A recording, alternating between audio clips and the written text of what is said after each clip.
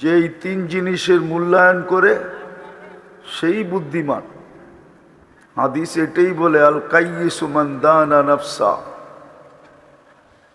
বুদ্ধিমানের পরিচয় হাদিস দিছে। কে বুদ্ধিমান?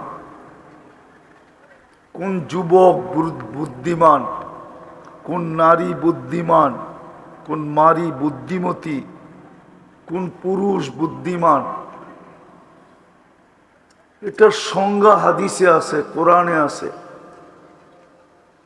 তো যেটা বুঝাইতেছিলাম, মূল্যায়ন করলে কিন্তু মূল্য পাব, আর মূল্যায়ন না করলে মূল্য পাব না।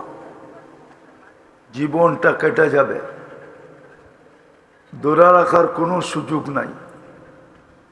পাওয়ার ব্যাংকে ভরার কোনো সুযোগ নাই যে আমি পাওয়ার ব্যাংকে ভরা রাখবো, কোনো সুযোগ নাই। মূল্যায়ন করলো যেই গতিতে কাটবে, মূল্যায়ন না করলেও ওই গতিতেই কাটবে, গতির কোনো পরিবর্তন হবে না। জীবনের গতির কোনো পরিবর্তন হবে না। যে মূল্যায়ন করবে তারটাও যেই গতিতে কাটবে, যে মূল্যায়ন করবে না তারটাও ওই গতিতেই কাটবে। কেননা দুনিয়ার মানুষের হাতে আল্লাহ সময়ের কন্ট্রোল দেন নাই, সূর্যের কন্ট্রোল দেন নাই। সূর্য তার গতিতেই উঠবে, গতিতেই ডুববে। ভালো মতে বোঝেন, কাজে দিবে কিন্তু, নাইলে বড় আফসোস করতে হবে। আর আফসোসের কথাগুলো কোরআনে লেখা আছে, কে কিভাবে আফসোস করবে, হাদিসেও লেখা আছে। এই জন্য হাদিসে লেখা আছে, আফসোস করতে করতে নিজের হাত নিজে চাবাবে, আর আঙ্গুলের মাথার থেকে চাবাইতে শুরু করবে, এই বগল পর্যন্ত আইনা চাবায়া শেষ করবে। তারপরে তার ভিতরে অনুভূতি আসবে যে এখন তো আর চাবানের কিছু নাই, শুধু দেহটা আছে। আফসোস এরকম হবে। তো যেটা বুঝাইতেছিলাম, যে বুদ্ধিমান কে? বুদ্ধিমান ওই ব্যক্তি যে তিন জিনিসের মূল্যায়ন করে। সর্বপ্রথম হলো নিজের দেহের মূল্যায়ন করে, অঙ্গগুলার মূল্যায়ন, অঙ্গের কাজের মূল্যায়ন। অঙ্গগুলাকে কিভাবে ব্যবহার করলে আমি মূল্য পাব, দুনিয়াতে না। বললাম না, দুনিয়ার মানুষের লেনদেন হলো কাগজ দিয়া। বিদায় দুনিয়ার মানুষের মূল্যায়ন আমার উদ্দেশ্য না। আমার উদ্দেশ্য হলো আল্লাহর কাছে মূল্যায়ন, যিনি আমাদেরকে সৃষ্টির সেরা হিসাবে অস্তিত্ব দিয়েছেন,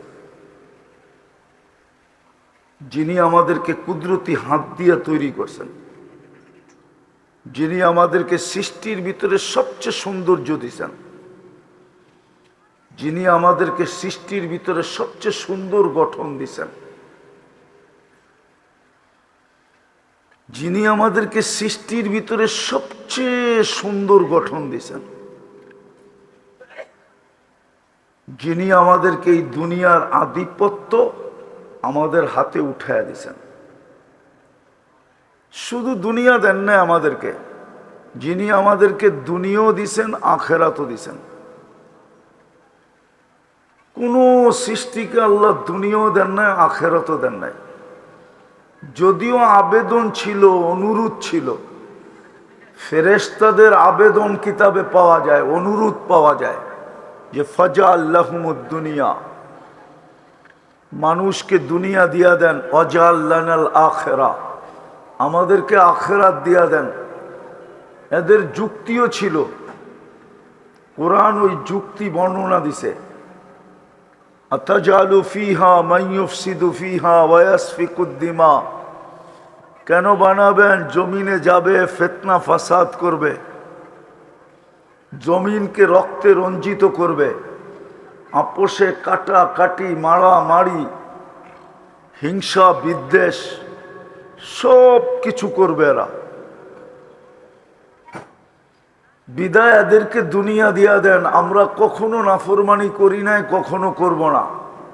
আর সত্য এটাই, কোরআন এটাই বলে, লা ইয়াসুনা মা আমারাহুমুল্লাহ, আল্লাহ যা হুকুম দেন এটা নাফরমানি ফেরেশতার করার ক্ষমতা রাখে না।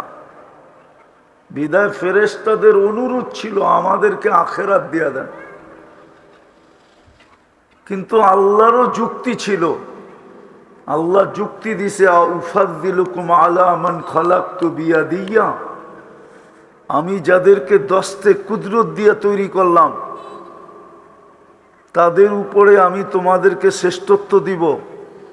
ওয়াকাদ খালাকতুকুম বিআমরি, আমি তো তোমাদেরকে হুকুম দিয়ে তৈরি করলাম, মানুষকে তো আমি কুদরতি হাত দিয়ে তৈরি করলাম, মানুষদের উপরে তোমাদেরকে শ্রেষ্ঠত্ব দেই তো দেই কি কইরা?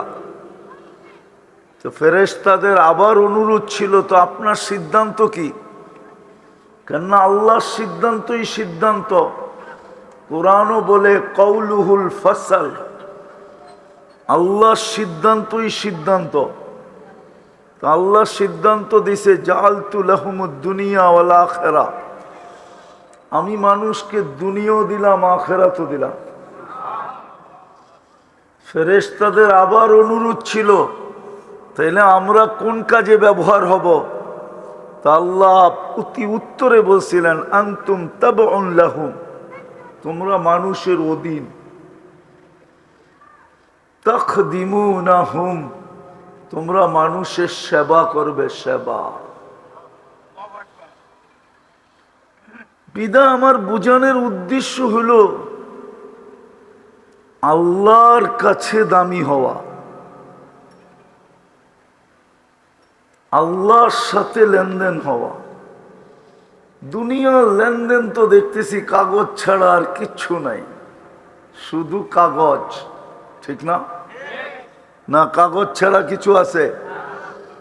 দুনিয়ার সমস্ত লেনদেন, সোনা বেচতে গেলেও কাগজ দেয়, দিলাম সোনা, দিল কাগজ।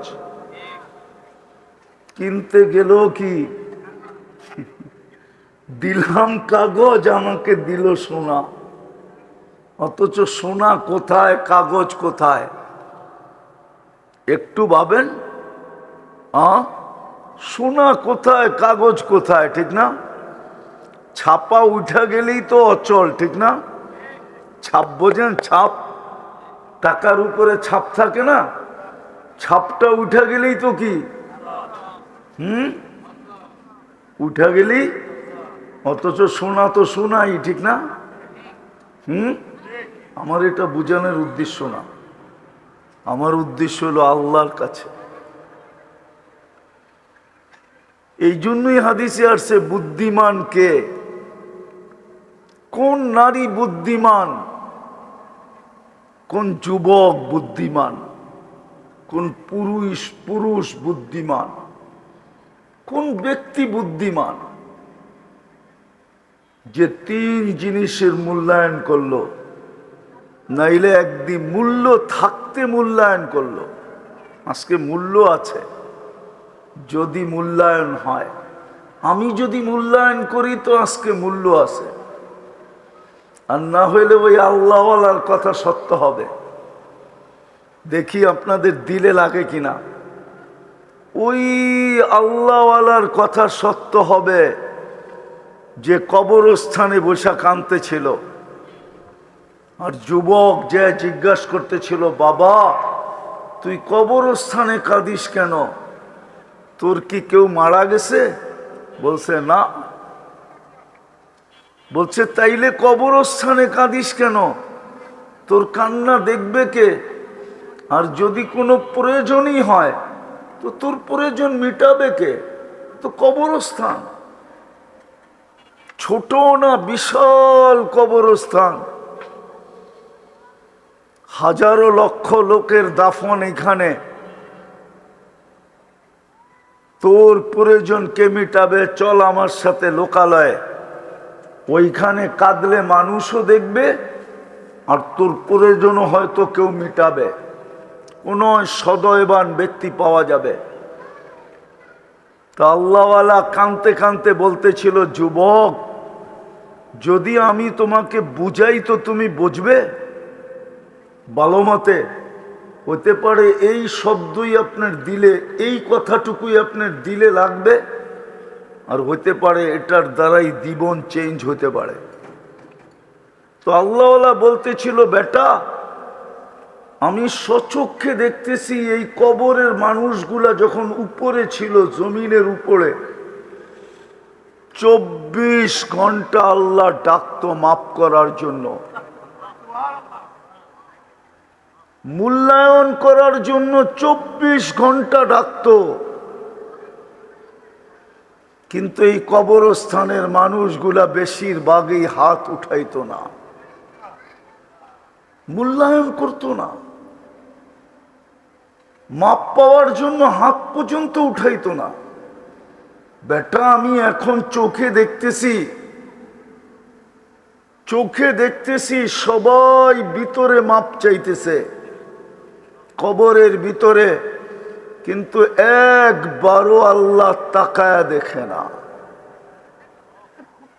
মূল্যায়ন করতে চাইতেছে, কিন্তু বারবার জবাব আসতেছে, কোনো মূল্য নাই, নাই, নাই, নাই। এই জন্যই আমি কথা এটাই শুরু করছি যে বুদ্ধিমানের পরিচয় হলো 3 জিনিসের মূল্যায়ন করা।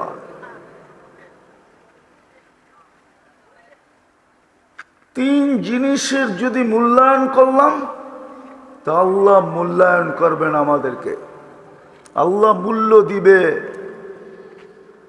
আল্লাহর মূল্য কি? এটাও আল্লাহ ঘোষণা দিছে, আমার মূল্য হলো জান্নাত। আমি তোমাকে জান্নাত দিয়া মূল্যায়ন করব, জান্নাত দিয়া, কাগজ দিয়া না। আজকে জীবনের মূল্য আছে। আমি 2-4টা দেখাইতে দেখাইতে আপনাকে যাই, তাইলে বুঝে আসবে সহজে। হ্যাঁ, কতক্ষণ পর্যন্ত মূল্য আছে আগে এটা দেখাই। কণ্ঠনালীতে রু আসার পূর্ব মুহূর্ত পর্যন্ত মূল্য আছে। আমি হাদিসের শব্দ দিতেছি, হাত্তা ইউগারগির। হাদিসের শব্দ হলো কণ্ঠনালীতে রু আসার পূর্ব মুহূর্ত পর্যন্ত। শুধু মূল্য না, অপেক্ষমান মূল্য। আল্লাহ মূল্যায়ন করার জন্য অপেক্ষা করবেন, অপেক্ষা।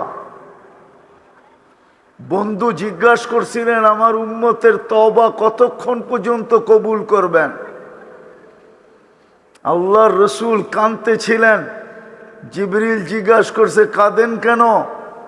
বলছে, আমার উম্মতের জন্য কাঁদি। আমার কান্না তো একটাই, উম্মত। যদিও উম্মত আজকে নবীর জন্য কাঁদে না, নবীর ধারও ধারে না। রাগ হয়ে গেলেন?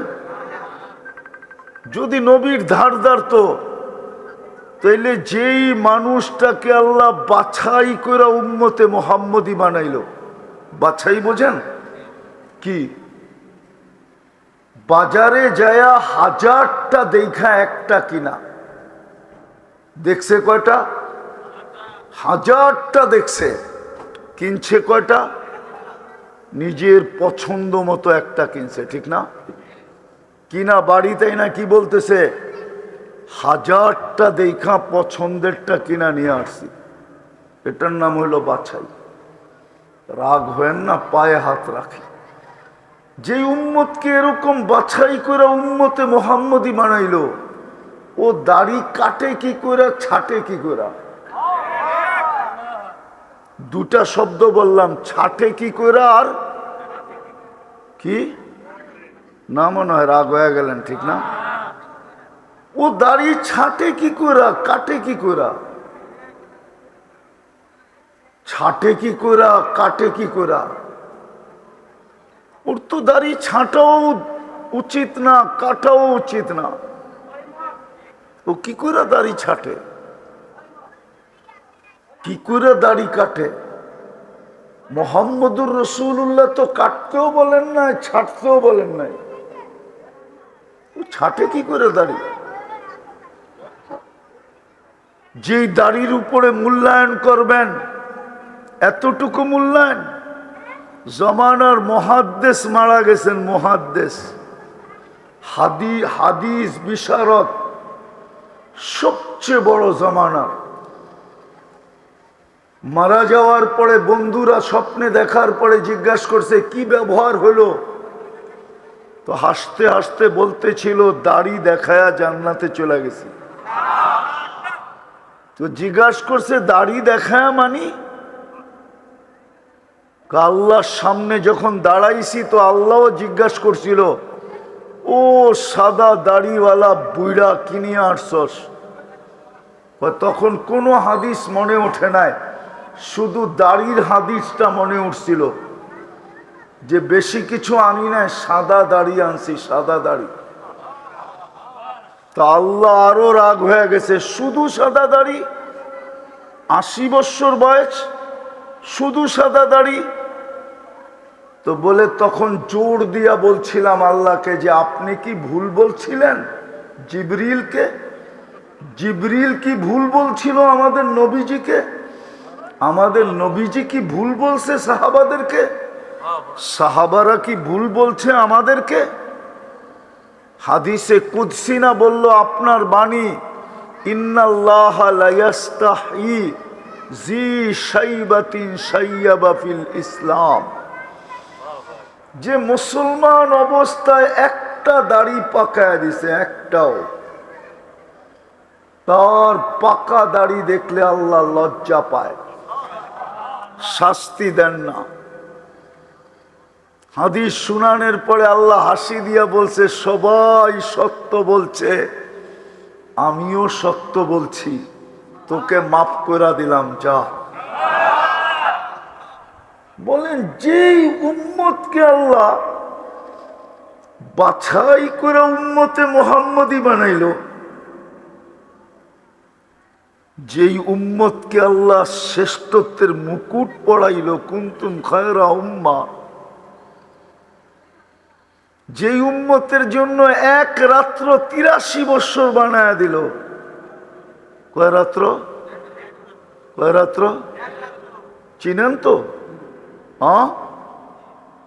যেই উম্মত এক ওয়াক্ত নামাজ বাজামাত পড়লে 270 ওয়াক্তের সওয়াব পায়, 5 ওয়াক্ত পড়লে 1350 ওয়াক্তের সওয়াব পায়। যেই উম্মতকে এরকম রমজান দিলেন,